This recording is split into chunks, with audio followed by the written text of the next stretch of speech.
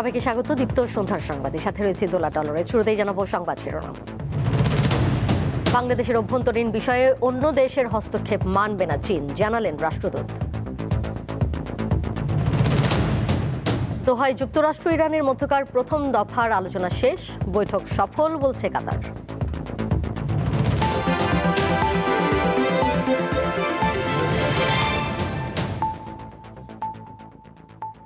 বাংলাদেশের অভ্যন্তরীণ বিষয়ে বিদেশি হস্তক্ষেপ হলে তা প্রতিহত করতে সাহায্য করবে চীন, এমনটি জানিয়েছেন ঢাকায় নিযুক্ত চীনের রাষ্ট্রদূত ইয়াও ওয়েন।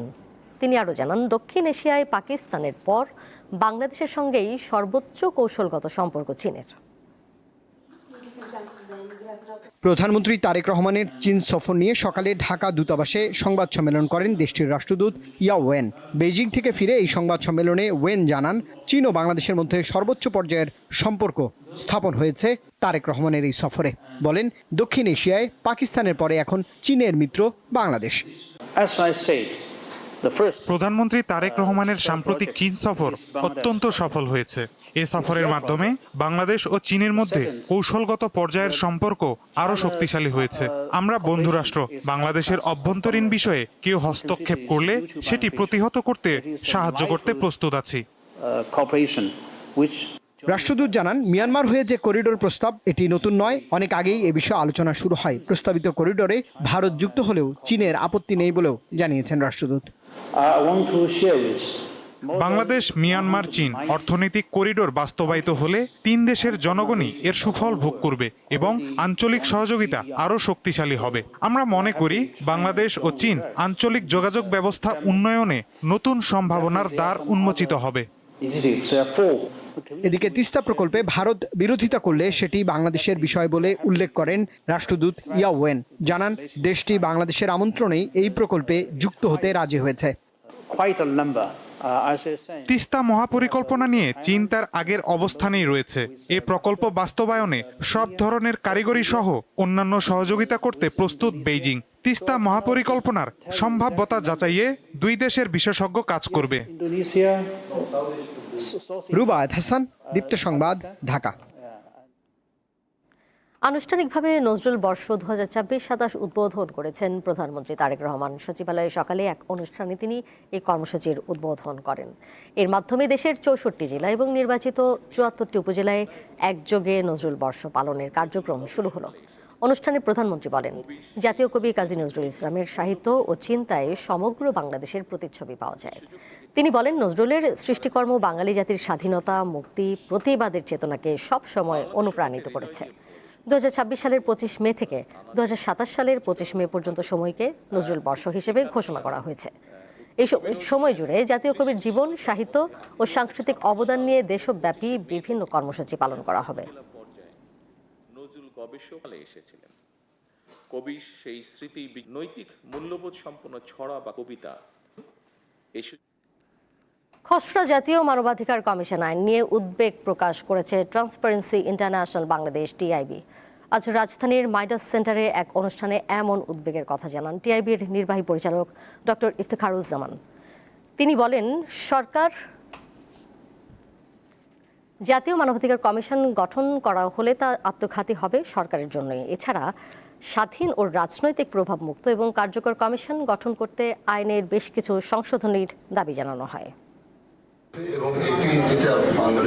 বৃহস্পতিবার রাজধানীর ধানমন্ডিতে টিআইবি কার্যালয়ে খসড়া জাতীয় মানবাধিকার কমিশন আইন নিয়ে এক সভার আয়োজন করা হয়। হিউম্যান রাইটস ফোরাম বাংলাদেশ ও টিআইবির উদ্যোগে পর্যালোচনা ও সুপারিশ শীর্ষক সভায় খসড়া আইন নিয়ে 19টি সুপারিশ তুলে ধরা হয়। খসড়া আইনের 7-1 বাছাই কমিটি থেকে যেটা করা হয়েছে, আমরা অধ্যাদেশের যে বাছাই কমিটি ছিল সেই বাছাই কমিটি পুনর্বহাল হোক, এটা আমরা চাই। তার কারণ হচ্ছে যে এখনকার খসড়ায় যেটা করা হয়েছে যে সরকারের বা সরকারি দলের নিয়ন্ত্রণ বা পছন্দ বজায় রাখার মতো একটা কমিটি গঠন করা হয়েছে। তিনি বলেন, খসড়া আইনে কমিশনের স্বাধীনতা ও কার্যকরভাবে দায়িত্ব পালনের সক্ষমতা সংকুচিত হওয়ার আশঙ্কা রয়েছে।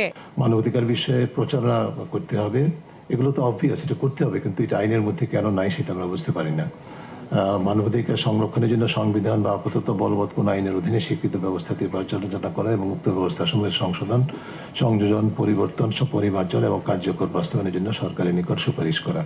গণ অভ্যুত্থান পরবর্তী নির্বাচিত সরকারের কাছে জনগণের প্রত্যাশা অনেক বেশি, তাই সরকারের জাতীয় প্রতিষ্ঠানগুলোকে দুর্বল না করে স্বাধীনভাবে কাজ করার সুযোগ দেবে বলেও আশা প্রকাশ করেন তিনি। বর্তমান সরকার অনেক প্রত্যাশা নিয়ে আমি বিশ্বাস করি যে অনেক জঞ্জালের উপর তারা দায়িত্ব নিয়েছে। অবশ্যই চট করে পরিবর্তন তারা করতে পারবে না, কিন্তু কিছু কিছু স্ট্র্যাটেজি কৌশলগত দিক থেকে যদি তারা সঠিক সিদ্ধান্ত না নিতে পারে, তাহলে তারা নিজেদের প্রতি নিজেদের অন্যায় করবে বলে আমরা জনগণের প্রতি অবশ্যই নিজেদের প্রতি তারা অন্যায় করবে। যে সরকার বা রাজনৈতিক শক্তি রাষ্ট্রীয় প্রতিষ্ঠানকে দলীয়ভাবে পরিচালিত করে, শেষ পর্যন্ত তারাই সেই অকার্যকর প্রতিষ্ঠানের নেতিবাচক পরিণতির শিকার হয় বলেও স্মরণ করিয়ে দেন টিআইবির নির্বাহী পরিচালক। যারা এই ধরনের প্রতিষ্ঠানকে কার্যকর করতে ব্যর্থ হয় তারা কিন্তু আত্মঘাতী অবস্থা, তারা নিজেদের জন্য ফ্র্যাঙ্কেনস্টাইন তৈরি করে। সঞ্জিতা প্লাবনী, দীপ্ত সংবাদ, ঢাকা। আজ থেকে সারা দেশে শুরু হলো এইচএসসি ও সমমানের পরীক্ষা। সব বোর্ড মিলিয়ে মোট পরীক্ষার্থীর সংখ্যা 12,70,583 জন। মোট কেন্দ্রের সংখ্যা 2,697টি। এবার 9টি সাধারণ শিক্ষা বোর্ডে অভিন্ন প্রশ্নপত্রে পরীক্ষা অনুষ্ঠিত হচ্ছে। সুষ্ঠু, স্বচ্ছ, নকল মুক্ত পরিবেশ নিশ্চিত করতে প্রশ্নপত্রের নিরাপত্তা থেকে শুরু করে পরীক্ষার্থীদের জন্য একাধিক কঠোর নির্দেশনা জারি করেছে শিক্ষা বোর্ড।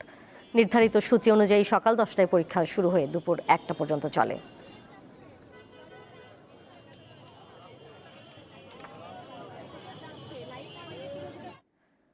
দেশে ফের বাড়ছে ডেঙ্গুতে আক্রান্তের সংখ্যা। ঢাকার হাসপাতালগুলোতে বাড়ছে ভর্তি রোগীর সংখ্যা। স্বাস্থ্য অধিদপ্তরের তথ্য অনুযায়ী সদ্য শেষ হওয়া জুনে চলতি বছরের মধ্যে সর্বোচ্চ 13 জন মারা গেছেন মশাবাহিত এ রোগটিতে।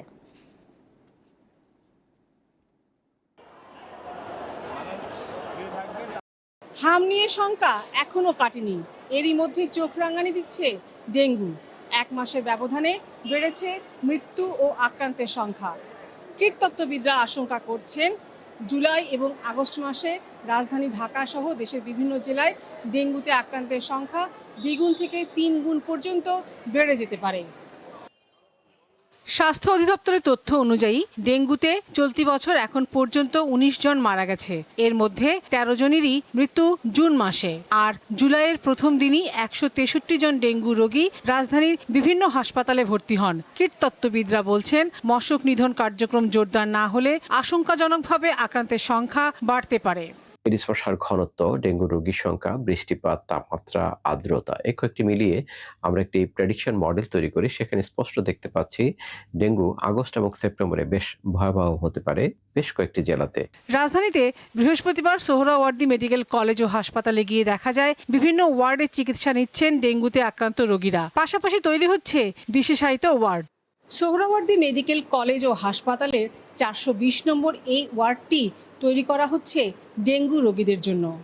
হাসপাতাল কর্তৃপক্ষ জানিয়েছে এই ওয়ার্ডটি আগে হামের রোগীদের জন্য নির্ধারিত ছিল, কিন্তু ডেঙ্গু রোগী বেড়ে যাওয়ার আশঙ্কার কারণে তারা এই ওয়ার্ডটিকে শুধুমাত্র ডেঙ্গু রোগী চিকিৎসার জন্যই নির্ধারিত করেছেন। যারা ভর্তি আছেন তাদের প্রায় সবারই জ্বরের উপসর্গ রয়েছে। চোখ লাল, রয়েছে শরীর জুড়ে ছোট ছোট লাল দানা। ফার্স্ট ডেঙ্গুর জন্য আসছিলাম, ডেঙ্গু ধরা পড়ছে। এরপরে আবার নেক্সট আরেকটা রিপোর্ট করছি, পরে সেটা হাম ধরা পড়ছে। মানে জ্বর লাগে, তখন থেকে বুঝতে পারছি যে মানে ডেঙ্গুরিয়া। পরে 3 দিন পর দেখি টেস্ট করছি, ডেঙ্গু ধরা গেছে। আর আমার আগের একটু পেটের ব্যথা ছিল, ব্যথাটাও ওই ডেঙ্গুর সাথে একটু যন্ত্রণা করেছিল, দুটারই একলগে ট্রিটমেন্ট নিয়েছিলাম। চিকিৎসকরা জানান এখনো নতুন কোনো উপসর্গ চিহ্নিত হয়নি। রোগী বাড়লে এই ধরনগুলো বোঝা যাবে। সিমটমের পরিবর্তন হতে পারে, যেমন আগে খুব ইচিং নিয়ে আসতো, রেশ নিয়ে আসতো। মধ্যে কিন্তু আমাদের ডেঙ্গু যে রোগীগুলো গত কয়েক বছর দেখা গেছে তাদের মধ্যে রেশ এবং ইচিং এগুলো কমে গেছে। এখন হয়তো এমন হতে পারে এবছর হতে রেশ আবার আসতে পারে, জয়েন্ট পেন আসতে পারে। এখন সেটা নির্ভর করবে আমাদের ডেঙ্গুর চরিত্র বদলায়, ওদের সিমটমও বদলায়। এই জন্য 3 দিনের বেশি জ্বর হলেই ডেঙ্গু পরীক্ষা ও চিকিৎসকের কাছে যাওয়ার পরামর্শ দেন এই চিকিৎসক। রোগীরা আসছে 5 থেকে 7 দিন পর কোনো ডেঙ্গু টেস্ট না করে। লাবণী গুহ, দীপ্ত সংবাদ, ঢাকা। আন্তর্জাতিক প্রসঙ্গ। কাতারের রাজধানী দোহায় শেষ হলো যুক্তরাষ্ট্র ও ইরানের মধ্যে এক দফা পরোক্ষ আলোচনা। বৈঠকে ইতিবাচক অগ্রগতি হয়েছে বলে দাবি কাতারের। রয়টার্স জানায়, আলোচনায় স্থায়ী শান্তির পথে অগ্রগতির বদলে হরমুজ প্রণালী ও ইরানের আটকে থাকা তহবিল নিয়েই বেশি জোর দেওয়া হয়েছে। প্রতিবেদনে বলা হয়, অন্তর্বর্তী চুক্তিতে যেসব বিষয় সমাধান হয়েছে বলে দাবি করা হয়েছিল, এবারের আলোচনাতেও সেগুলোই বেশি জোর দেওয়া হয়েছে। এদিকে যুক্তরাষ্ট্রের প্রেসিডেন্ট ডোনাল্ড ট্রাম্প বলেছেন, ইরানের পরমাণু কর্মসূচি সীমিত করার বিষয়ে দুই পক্ষই এগিয়ে যাচ্ছে। ইরানের সর্বোচ্চ নেতা আয়াতুল্লাহ আলী খামেনির জানাজা ও দাফনের পর অর্থাৎ 9 জুলাইয়ের পর পরবর্তী বৈঠক অনুষ্ঠিত হবে।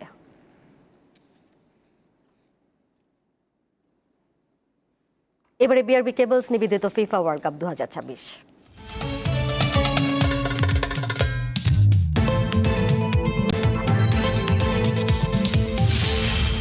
বিশ্বকাপে 40 বছরের অপেক্ষার অবসান ঘটল মেক্সিকোর। ইকুয়েডর বধে আসরের সহ আয়োজকদের শেষ 16 নিশ্চিত করায় শহর জুড়ে উৎসব করেছে মেক্সিকানরা। মেক্সিকো সিটির অ্যাঞ্জেল অব ইন্ডিপেন্ডেন্স মনুমেন্ট যেন এক উৎসবের নগরী। ঐতিহাসিক এস্তাদিও আজতেকা স্টেডিয়ামে ইকুয়েডরকে জোড়া গোল ব্যবধানে হারিয়ে 40 বছর পর বিশ্বকাপের শেষ 16তে পা রাখে মেক্সিকানরা। তাতে যেন বাঁধ ভাঙা আনন্দে মেতে ওঠে স্থানীয়রা। জাতীয় পতাকা হাতে নাচ গান, স্লোগান আর উল্লাসে উৎসবের নগরীতে পরিণত হয় পুরো এলাকা। রাত বাড়ার সঙ্গে সঙ্গে বাড়তে থাকে মানুষের ঢল। এটা মেক্সিকান ফুটবলের ইতিহাসে এক নতুন অধ্যায়। আমাদের জন্য এই জয় সত্যি অসাধারণ এবং গর্বের। দুর্দান্ত খেলেছে দল। টানা 5 ম্যাচ আমরা কোনো গোল হজম করিনি। 1986 সালে নিজেদের মাটিতে শেষবার বিশ্বকাপের নকআউটে ম্যাচ জিতেছিল মেক্সিকো। সেবার তারা কোয়ার্টার ফাইনালে উঠলেও জার্মানির কাছে টাই ব্রেকারে হেরে বিদায় নেয় দলটি। এবার 48 দলে বর্ধিত ফরম্যাটে শেষ 16 নিশ্চিত করা মেক্সিকোর স্বপ্ন পুরনো ইতিহাসের পুনরাবৃত্তি। এটা মেক্সিকান ফুটবলের ইতিহাসে এক আমূল পরিবর্তন। বিশেষ করে মেক্সিকোর জন্য এটি এক স্মরণীয় মুহূর্ত। আজকের এই জয় ইতিহাসের নতুন এক অধ্যায় যোগ করলো। আগামী 6 জুলাই এস্তাদিও আজতেকা স্টেডিয়ামে কোয়ার্টার ফাইনালে ওঠার লড়াইয়ে মাঠে নামবে মেক্সিকো। পারভেজ খোকন, দীপ্ত স্পোর্টস। এর সাথে শেষ করব দীপ্ত সন্ধ্যার সংবাদ। যাবার আগে শিরোনামগুলো জানিয়ে দিব আরও একবার। বাংলাদেশের অভ্যন্তরীণ বিষয়ে অন্য দেশের হস্তক্ষেপ মানবে না চীন, জানালেন রাষ্ট্রদূত। দোহায় যুক্তরাষ্ট্র ইরানের মধ্যকার প্রথম দফার আলোচনা শেষ, বৈঠক সফল বলছে কাতার।